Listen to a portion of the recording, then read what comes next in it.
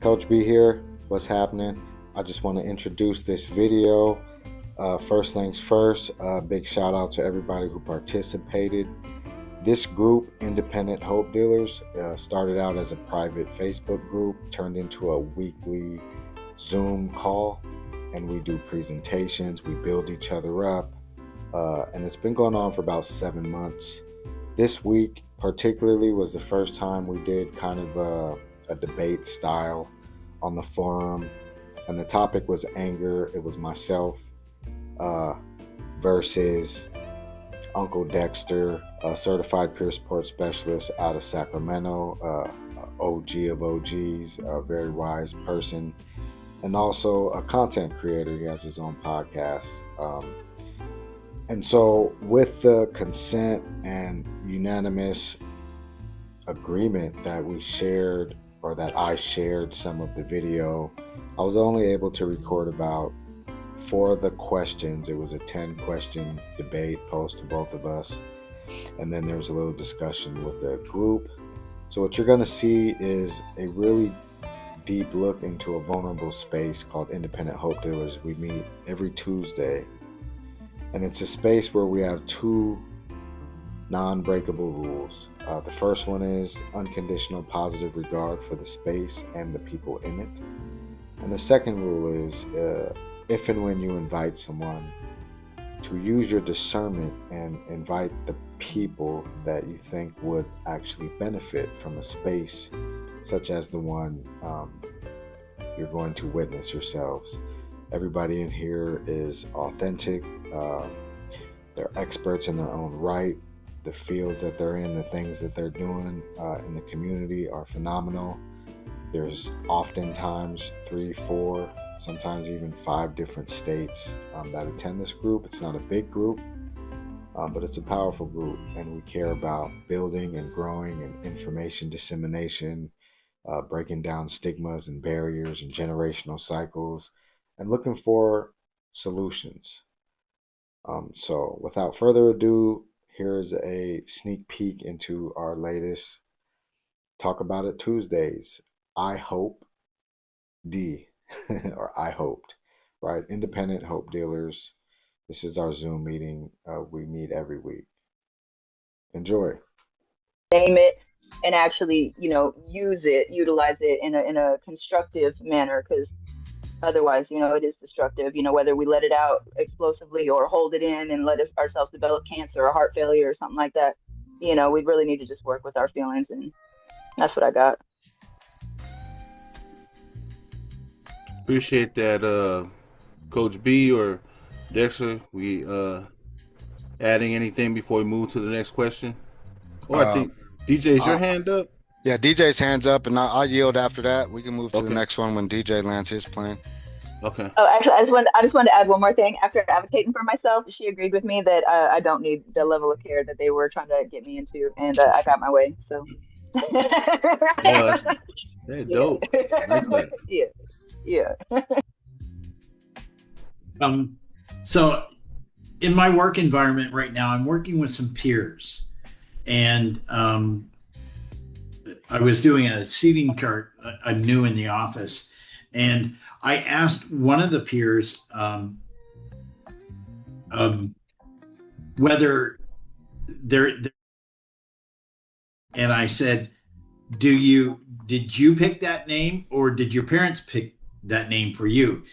And upset and said, why didn't you ask that person about it, or why didn't you ask that person about it? Why would you single me out? And then they thought that I was that it had something to do with their sexual preference or gender, which it had absolutely nothing to do. But why I'm bringing that up is I've had 3 conversations with people with masters of social work about this, and in what I'm coming to as a conclusion is, yes, the trauma justified the angry reaction. It caused it, so to speak. And even with what B said, it's now a measure about how severe the sentence is. So it's a mitigating factor, is I guess what I would call it. So what I came to with all this discussion is that I want to increase my capacity for people's trauma that accidentally gets triggered. And also one other person, or one of the things I was told is, you can respect that somebody's feelings are hurt without making yourself wrong, because we can't know what trauma people have been through and what triggers them. And the most human thing we can do is be compassionate about, because their feelings are real. And if they react in a strong way, it's a reaction. And this person also, after they reacted, they calmed down and we had a discussion about it. So I would call that showed up after the reaction. I was pretty impressed. Appreciate that. Moving on to question 7. Are some people just angry people? Dexter, you have the floor first on this one. 2 minutes to respond, starting now. Are some people just angry people? So I'm answering the question just on his face, yes. Some people are just angry people. Some people are just in survival mode, and so that's what keeps them angry. And anger, looks like defensive, being sarcastic. There's many different ways that it dresses itself up, and you see that behavior being exhibited to folks, being angry, being sarcastic, talking out of the side of their necks, and it comes out real sly, you follow me? And it will come dressed up with pride and a little ego there. And so that comes to be the deceiver. That's what I think now. Look, you don't have to believe what I believe. I kind of walked a lot of this stuff in my own life, but there for probably the better part of the first 25 years of my life, I was angry 8 hours a day. I went to work, had a job. When I came home, I turned the hat around and I was a drunk. I drank alcohol and snorted cocaine. You follow me? To run from the pain. So I don't know if you are following the connection. I just stayed there. I just stayed there, and I stayed in for years, because I didn't understand what was going on. I was afraid, to go to a counselor, afraid to go to a psychiatrist, because they were going to tell me I was stupid or crazy. I yield. Coach B? Are some people just angry people? I think this is going to be one of those rounds where we're largely in agreement, because I was some people for a long time, and that's just what it was. It was not only society's narrative, it was my internal narrative, and I firmly believe once we choose control or lack of, I handed the reins over to my lizard to live in survival mode, as Dexter said, right? So, we have choices even in the midst of our alarm system going off. And those choices are typically defaults. You have primary defaults, and then you have lower level defaults. And what those are is fight, flight, fright, or fawn.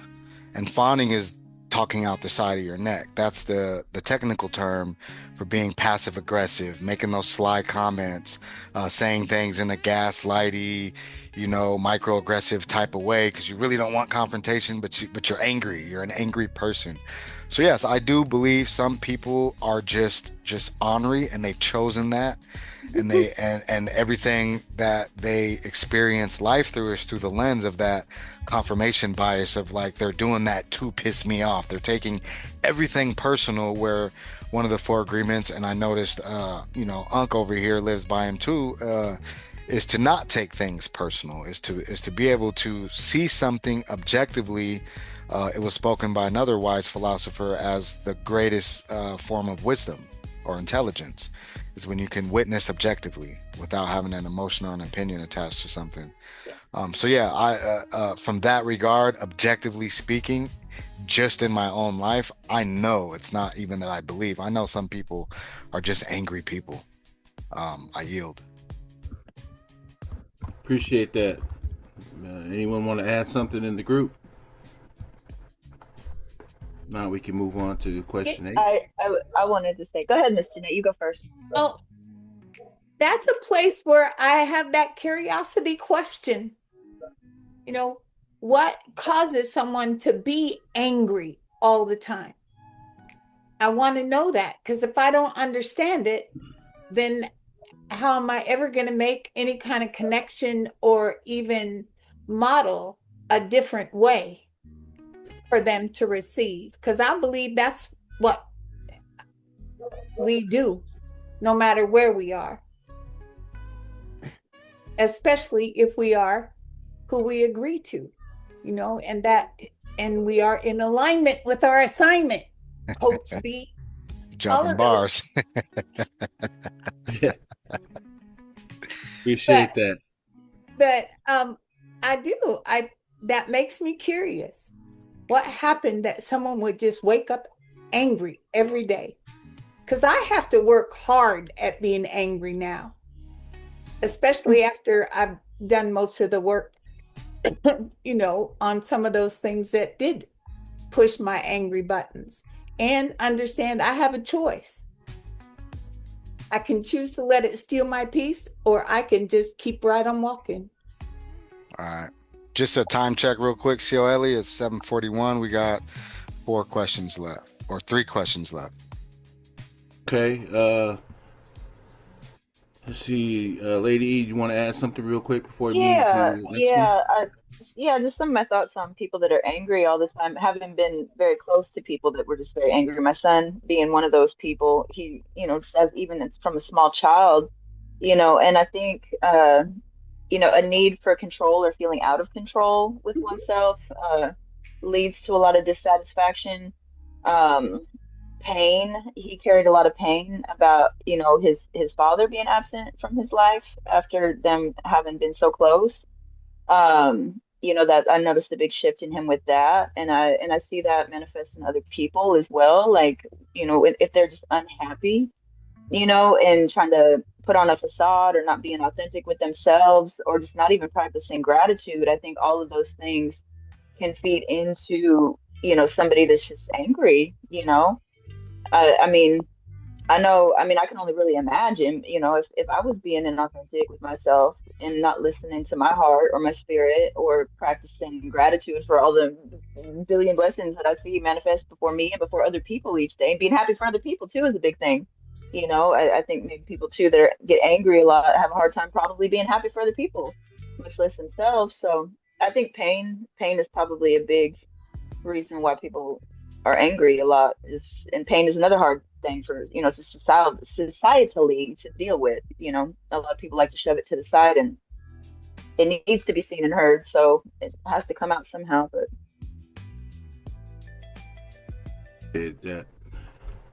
thank you. So we'll move on to round 8. What are your go-to tools for yourself? And Coach B, you're first on this one. I thought it was Dexter. All right, so I'm gonna just keep it real simple. One of my main coaching tools that I use when I support people in anger management is a tool I coined myself called the AC tool. And so you think in terms of we talked about the cortisol release, the adrenaline rush, all the things. What a lot of people don't realize is anger isn't the only emotion that raises the temperature in your physiology. Everything does if it's a big emotion, right? If you're really sad, your temperature goes up. Even when you're really happy, you get elevated, your temperature goes up, right? So when I talk about anger with people, I think about, when some of you live in hotter states, you can't wait to get up under that AC, right? We want to cool down. The idea is always cooling down. It's not going from 100 to 0. It's going from 100 to 80. Now, what that does scientifically for you is it allows you to get back in the driver's seat when your amygdala takes over. So when you get angry, when you get triggered, your amygdala snaps, says you're in danger, dumps the hormones, the adrenaline, everything, and then your prefrontal cortex they can't both drive at the same time. So the AC tool is authentic curiosity.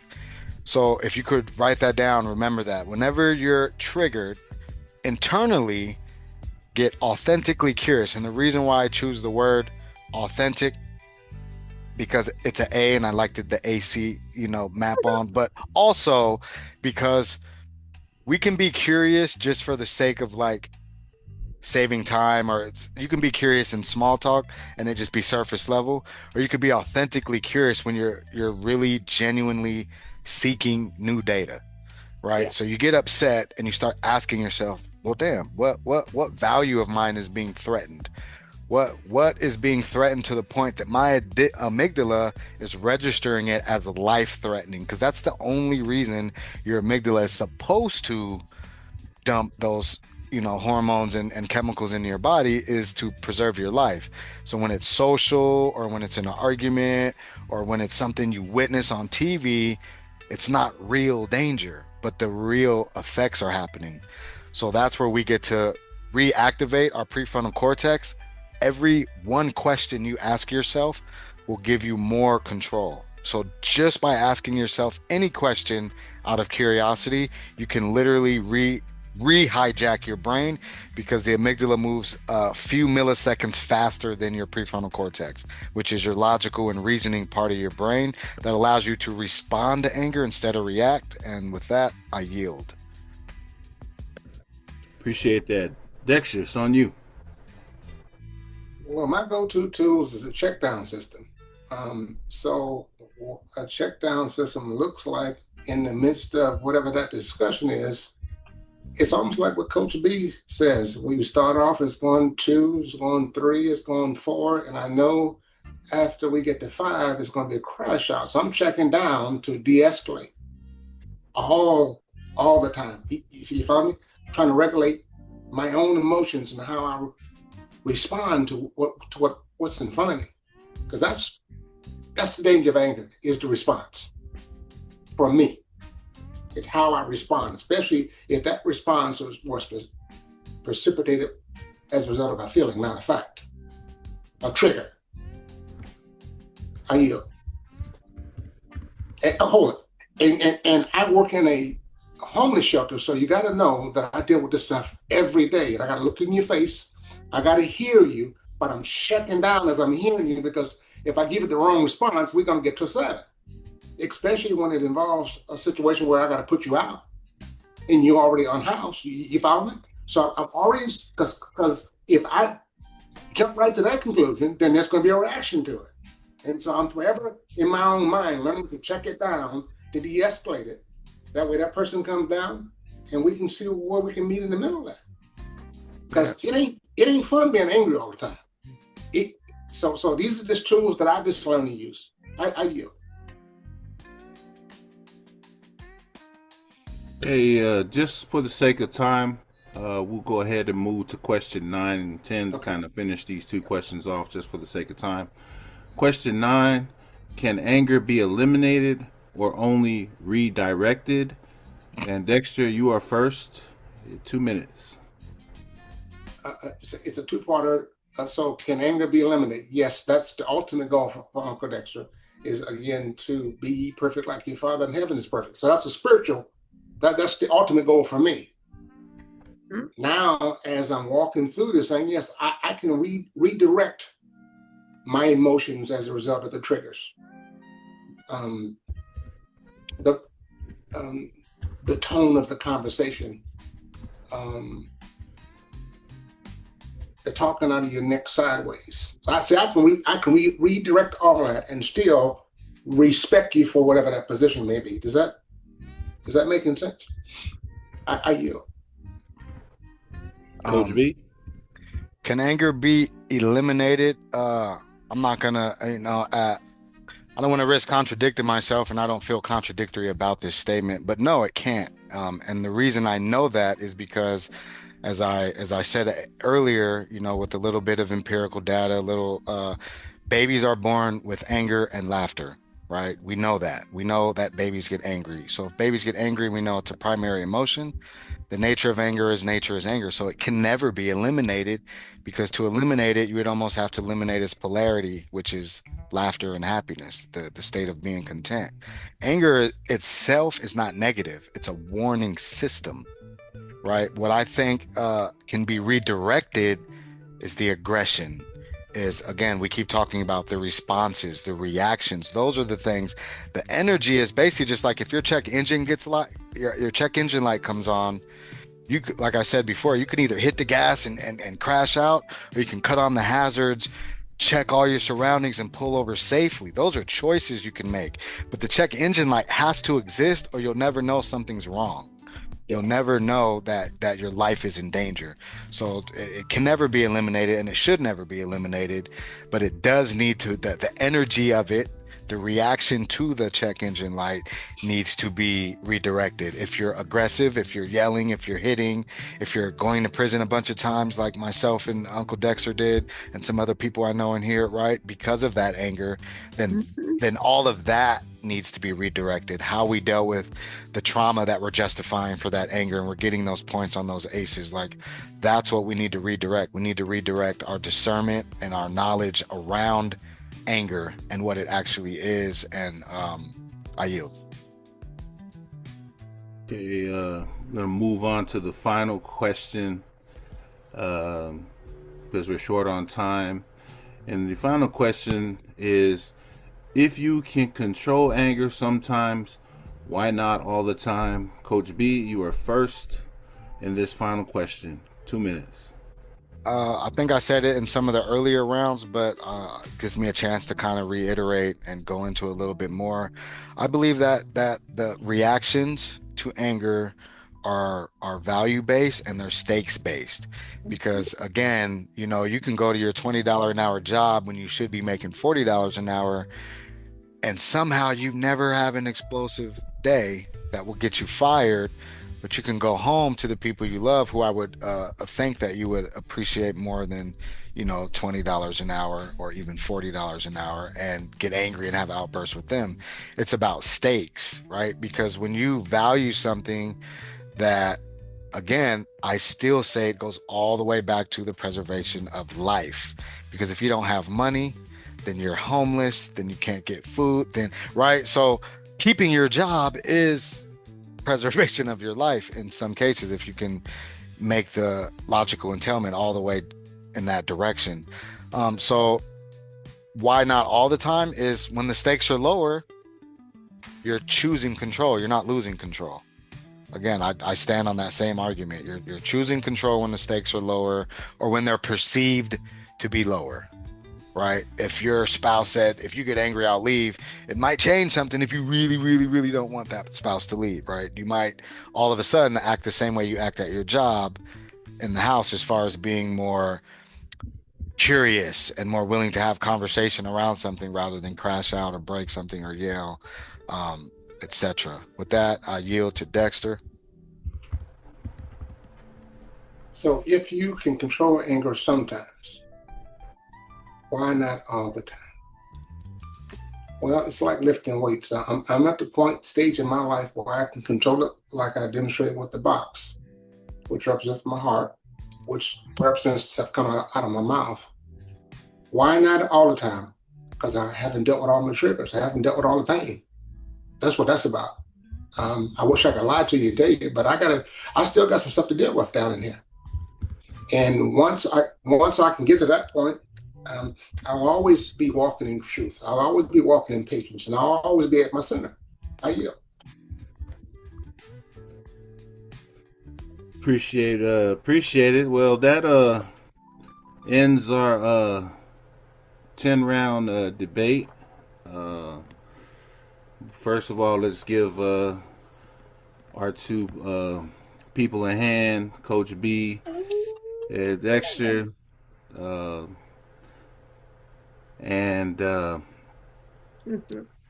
anybody want to share thoughts of what they have learned from this debate and what they think about the debate and how it was presented and some of the tools that you'll be able to take away from this debate between Coach B and Uncle Dexter. I feel weird calling you Uncle Dexter. So I just wanted to share that. See, Michael Paulson got his hand up. Mm-hmm. Go ahead, Mikey. You got the first one, Michael. All right, thanks, guys. Sorry for getting in late. I had my niece's t-ball game today, so I wanted to be present for that. But I really needed this today. This is a great topic for me to hop in on. I blew up on somebody yesterday for the first time in years, and I've been beating myself up for 24 hours now. Kind of go to my supports and like talking my way through that. And like, I know that I should on anybody, including myself, but been a lot of it going on.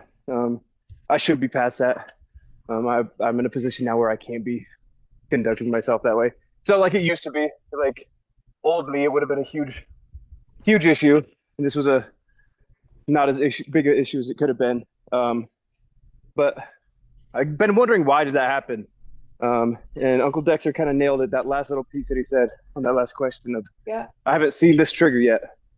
I didn't know that one was there. So now I know that one's there. So I got something to work on. So I can stop beating myself up and start putting that energy elsewhere. So yeah, I really appreciate the group, guys. I really love coming in here. I appreciate all of you. Thank you. Yeah, I appreciate that answer. And I think you're able to use something from both generations, because the first thing you did was ask why that happened. That's that curiosity, right? Whether it's happening in real time or in retrospect, the tool is still useful, right? Before, during, and after a situation. The more we use it, the more it can be automatic in real time versus in retrospect. But retrospect is still progress, if that makes sense. Yeah, for sure. All right. Thanks for popping in again, Michael. Yeah, thanks, Coach B. You got hands, COLE. We got hands up. Before I pass it off, we'll have Tony go next. But before I pass it off, you can also take a look at the chat. During the chat, I was doing my best to listen and post notes during the 10 questions or things that you guys can look at while a person is presenting their question. And we're going to go ahead and go with Tony. You had your hand up. Go ahead.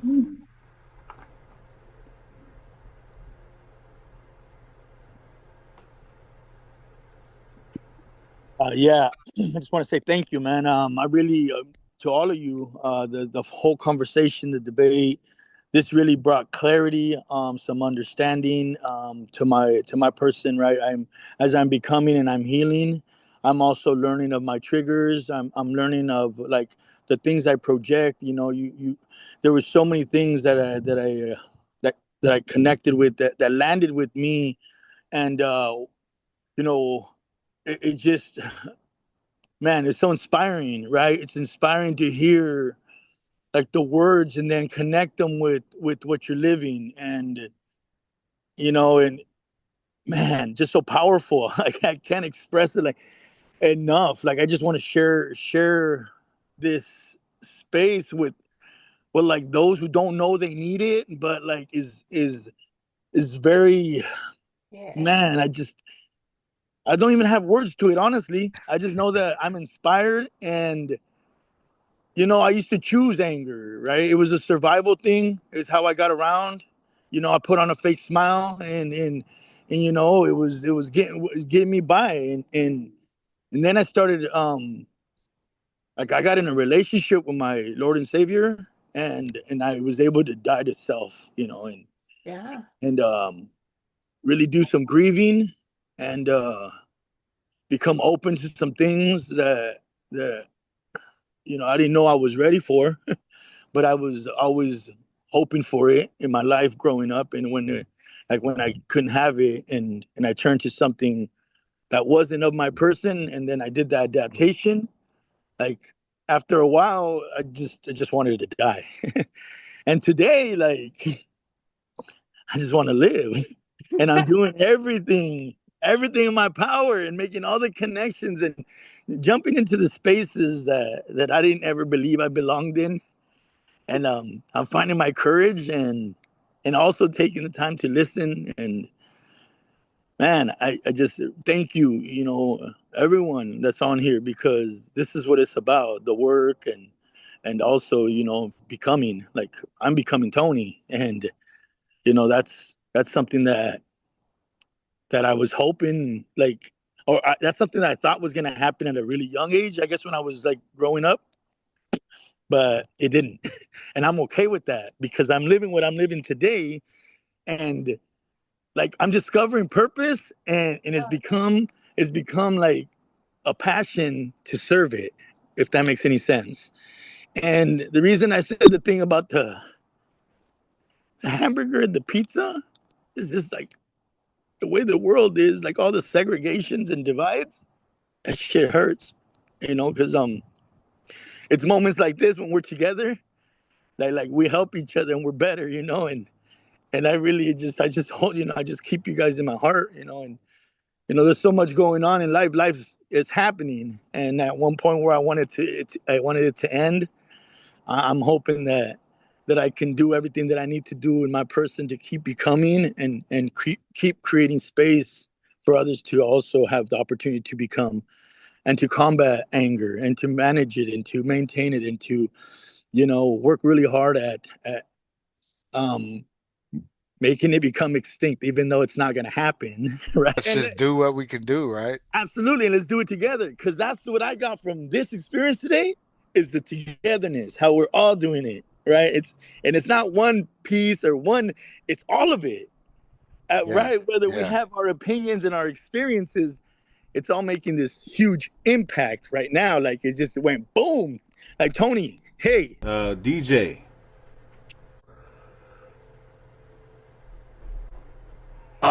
So what I'm taking away with me is anger is not personal. My triggers are personal. Come on.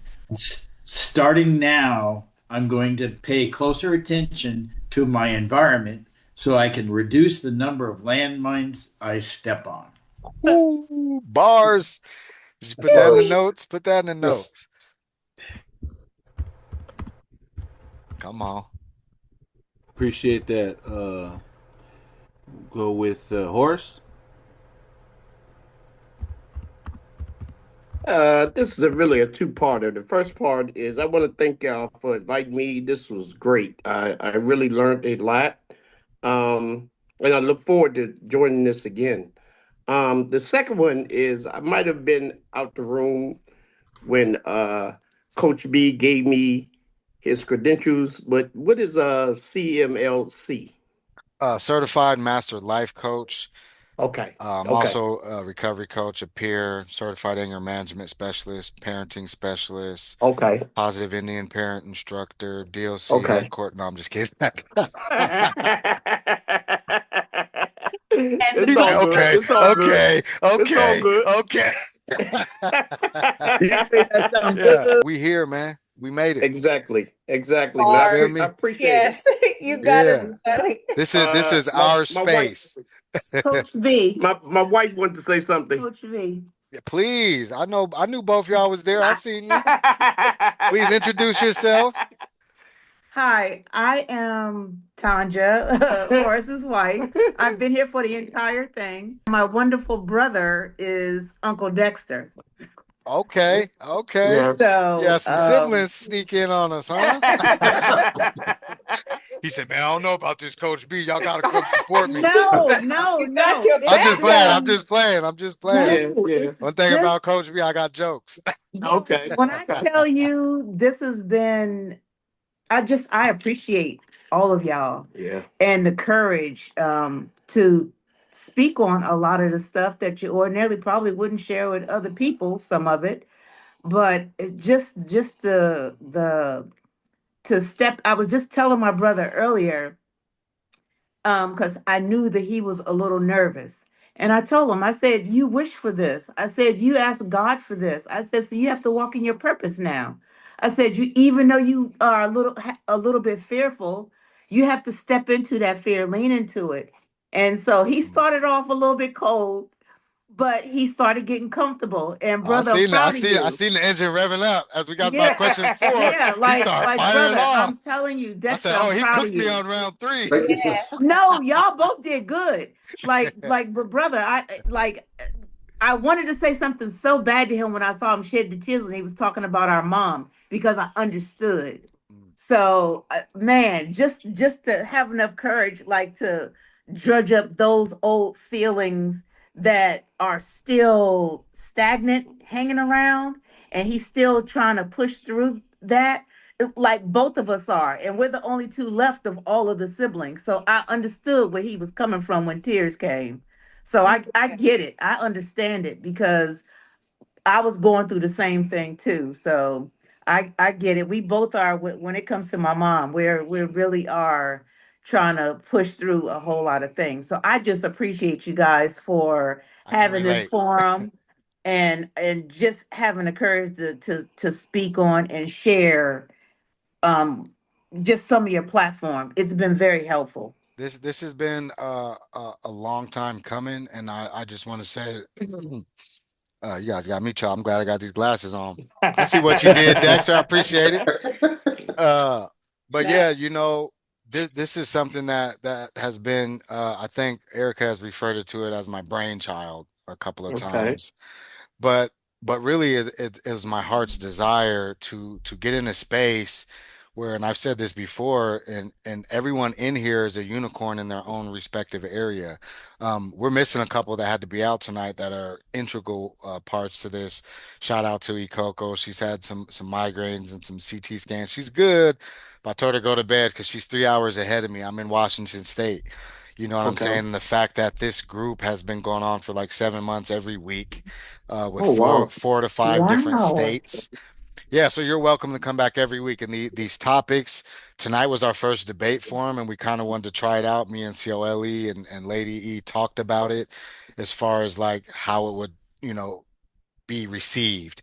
And I told Dexter in a message earlier, I said, hey, we're not doing this to win. We're doing this for the audience to win. It's Right. it's it's for it's for offering two dope ass perspectives on something that has typically been stigmatized to talk away from, and Right. we're bringing it to the table in a vulnerable and authentic way. And so yeah, I'm just super excited. This is not an organization. I'm not asking for money. We have never endorsed any particular politics or anything. We literally all come here to fill our cups. And Okay. so, I asked, there's two rules. The first one I had mentioned earlier is unconditional positive regard for the space and the people in it. The second Mhm. rule is when you invite someone, just use your discernment, because every time someone has invited someone, it was something I want the people that need to be here and don't even, like Tony said, it's like it's a space that exists I didn't even know I need to go to, Right. right? Because I'm not Yeah. advertising, I'm not trying to sell it to have 50 people in here. I'd rather have it like this where it's 15 or 12 or 8. There's times in the 7 months when there's been 5 of us, right? But it's about the intentionality of developing, of growing, and spreading that outwards in our respective areas. And we'll link up. So, Dexter, make sure you drop all your, social links, media, all the stuff. If anybody does want to grab this, you can hit me up directly. And I'll sell you one for $10, right? The How to Okay. Train Your Lizard anger management manual I have. Dexter, when you're ready to go that route, I will in front of everybody. Tell you right now, I'll help you write it. And, You wanna and you with that wanna $10, you get a signed copy. Get a signed copy. I you did. Hey, gotta have five for that. I just want to throw that out there. It's a signed No, copy. every So book I have, his signature is in it because I get him and then I bring him wherever he's at, and it's like, yeah, just keep that in mind. You know, I had to throw him under the bus, but that's okay. It's a good bus to be thrown under. So appreciate that. Appreciate having you guys share your time as well. Jeanette, go ahead and share out, and then I believe we'll finish off with Lady E. I've just been thinking this whole time. It's like what I have this routine in the morning when I wake up. That's the prayer Jabez, and I ask Creator to expose me to me because I still have growing to do. And I don't care how long you walk on this earth, you have growing to do. And this was today I said, I need something that's going to nourish my soul and push at where I need to do that work. And this was it. It's it's through this the work that I do and being curious about what makes other people tick that I am even more curious about what makes me tick and what are some of those things that I need to work on so that they don't tick quite so loudly, and that I can maintain that balance. Because I will say to you right now, where I live right now, I have never known such peace in my entire life as I know here. But I know this is where I'm supposed to be. And this is a part of what keeps me and holds me accountable. So thank you all. Oh, thank you. We always appreciate you. Thank you. Lady E, go ahead and you the last one for the day. So go on ahead and do what you do. Yeah, it's gonna be brief. I really just wanted to acknowledge Dexter for your vulnerability and your transparency, showing up and stepping forward into the space. You've been showing up week after week, and I just love that you showed up and that you shared and that you trusted the space to be vulnerable in. And I just wanted to say we see you, and yeah, we feel you, we see you, Thank you, lady. we Thank you. all, yeah. So yeah, appreciate you. And B, last thing that you talking about the AC, I remember when you had mentioned it a couple times, but then I read it in the book too. But it was like it helped me put a name. I've been using that a lot too. Help me put a name to something that it's just that I've been practicing. Just that authentic curiosity, and that can apply to so many things, not even just with self-awareness, but awareness of others and but it always starts with self. So just maintain an authentic curiosity can diffuse so much, Oh yeah. Hey, Yeah. yeah, it's an honor. Next week, are you doing the civics lesson, COLE? Either that or I'll just Yeah. either that or I'll just Well, share a workshop. just You shoot me should do a it as a two-part. just shoot me the Two-part. picture. Shoot me the picture and the title. Shoot me the picture and the title by Friday, But okay, so I that's can right. I create can the do that. flyers. I Yeah, think it Uh, needs to be a I can. two-part session. yeah, I, next week, COLE will be hosting the space. We want them to do this civics training. It's phenomenal and in depth. You might want to bring your notepads, your plot machines, whatever you need to retain information. I'll record it with his permission, of course.